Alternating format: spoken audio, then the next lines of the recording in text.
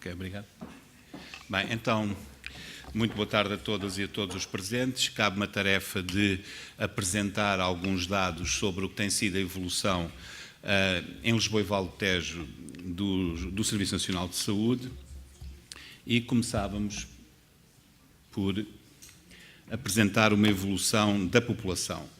É evidente que a evolução da população em Portugal ao longo dos últimos 35 anos há apenas um ligeiro crescimento, registra-se uma alteração do perfil demográfico do país, verificando-se um envelhecimento da população no topo e na base da pirâmide etária ao longo destes últimos 35 anos. A relação de pessoas com mais de 65 anos, a azul, e a população juvenil dos 0 aos 14 anos, a vermelho, é bem evidente esta transição. Enquanto que em 1979, por cada 5 jovens entre os 0 e os 14 anos, existiam 3 pessoas com 65 e mais anos, em 2012 esta relação inverteu-se, passando a haver por cada 5 jovens 7 pessoas com 65 e mais anos.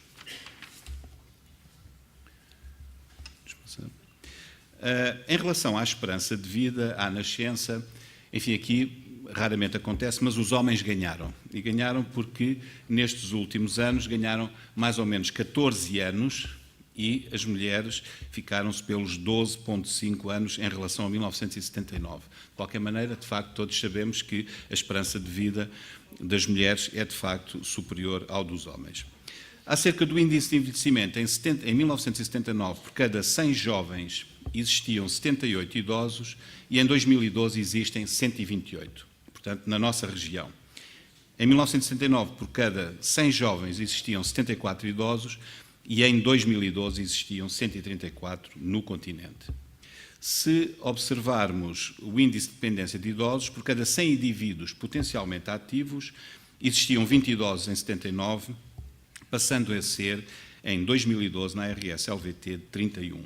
Por cada 100 indivíduos potencialmente ativos, existem 21 idosos em 79, passando a 30 em 2012 no continente. Portanto, temos uma maior dependência dos idosos da população ativa, maior dependência dos idosos das famílias, da segurança social, maior necessidade de resposta e eventual consumo de recursos de saúde. Em relação à natalidade, verifica-se um decréscimo acentuado de nascimentos ao longo destes últimos 35 anos, com maior expressão a partir da última década. Na RS-LVT passou de 10 nascimentos em cada 1000 habitantes para 9 em 2012. No continente, a diminuição é mais expressiva.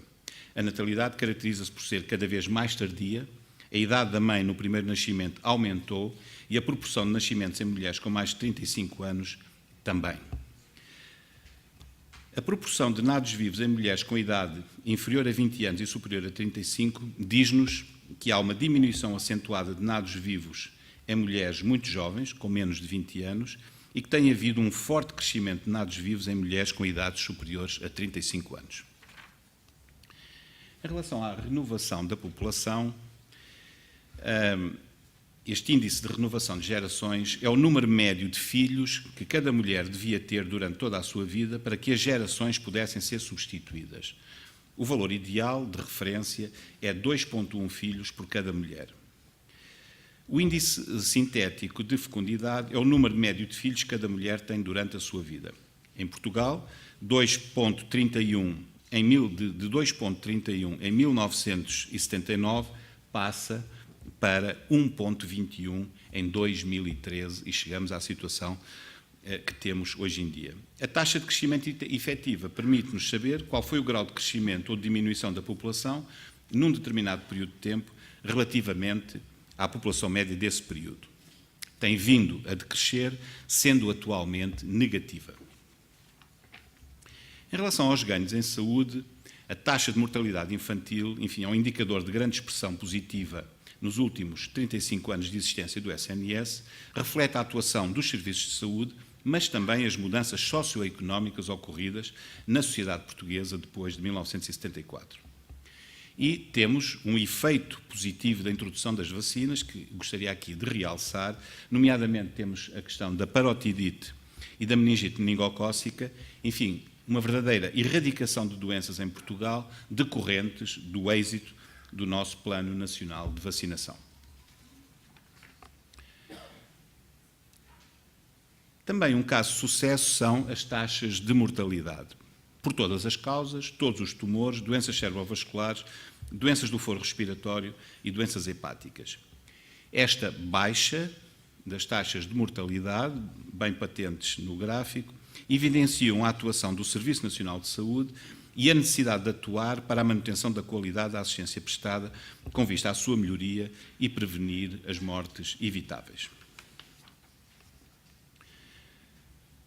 O caso da tuberculose respiratória e novos casos de VIH-Sida, em relação à tuberculose, enfim, pode-se verificar que em 1996, na nossa região, tínhamos 1.488 casos de tuberculose respiratória.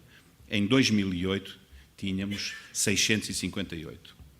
Em relação ao VIH-Sida, no pico, quando tínhamos um valor mais elevado, em 1999, tínhamos na ARS 1.774 novos casos de VIH e, em Portugal, nesse mesmo ano, 3.024 casos. Em 2013, temos, na nossa região, 317 novos casos para 1.095 no país. E, portanto, há um decréscimo do número de novos casos de infecção por VIH-Sida e casos de tuberculose respiratória.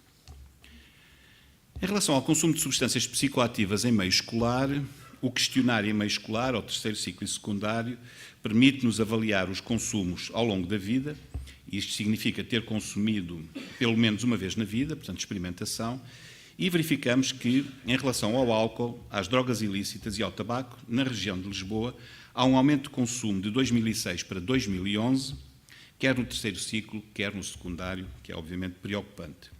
O consumo, nos últimos 30 dias, as prevalências são mais baixas porque se trata do consumo mais recente. Mantém-se a tendência de aumento, continuando o álcool a ser a substância mais consumida. Dada a diferença de valores mais elevados de prevalência nos alunos mais novos, terceiro ciclo, em relação aos mais velhos, secundário, importa continuar a investir na prevenção dos consumos em idades cada vez mais precoces.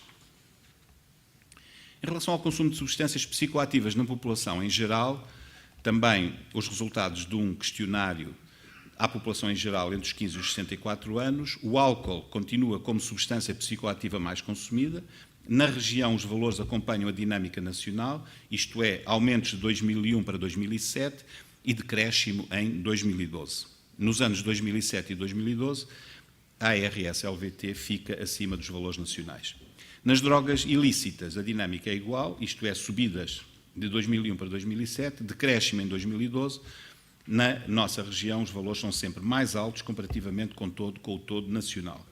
A substância ilícita mais consumida continua a ser a cannabis.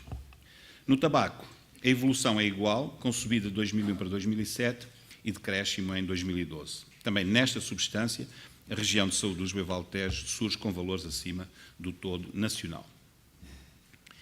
Uma breve passagem pelos recursos. Como podemos ver, em relação a médicos e enfermeiros, há uma subida nestes últimos anos, bem patente nos gráficos.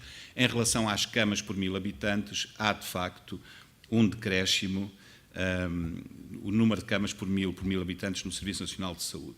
Em relação à rede de cuidados continuados integrados, verificamos um aumento, o número de camas a nível nacional pelas várias tipologias, paliativos, convalescência, média duração e a reabilitação, tem vindo a aumentar e corresponde à implementação desta rede no todo nacional e também na nossa região.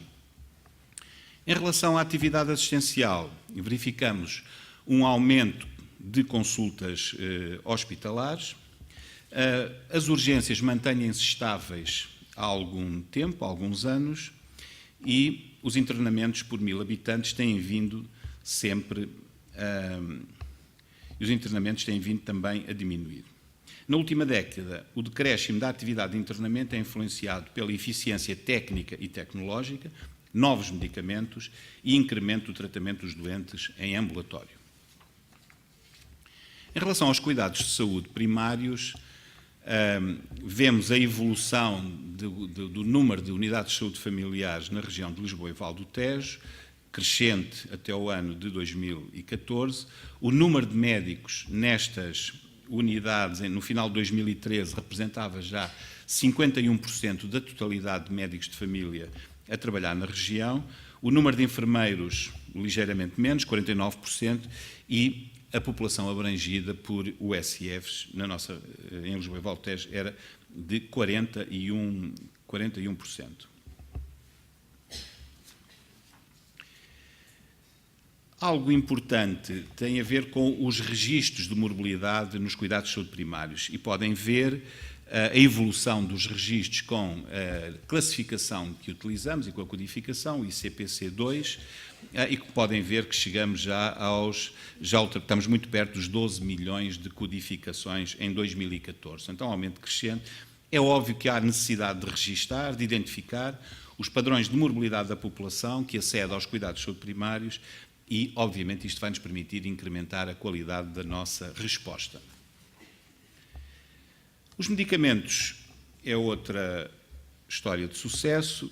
Vemos o número de embalagens em termos de genéricos e medicamentos de marca e, portanto, um crescimento. Portanto, o número de embalagens de genéricos já ultrapassa de medicamentos de marca. Enfim, em relação à quantidade e valor SNS, podem ver que, a partir de 2010, um decréscimo acentuado, quer nos genéricos, quer nos medicamentos de marca. Terminava com a apresentação das fontes de informação para este trabalho e a mensagem final, de facto, que é o orgulho que temos em trabalhar num Serviço Nacional de Saúde que há 35 anos está a cuidar dos portugueses. Muito obrigado.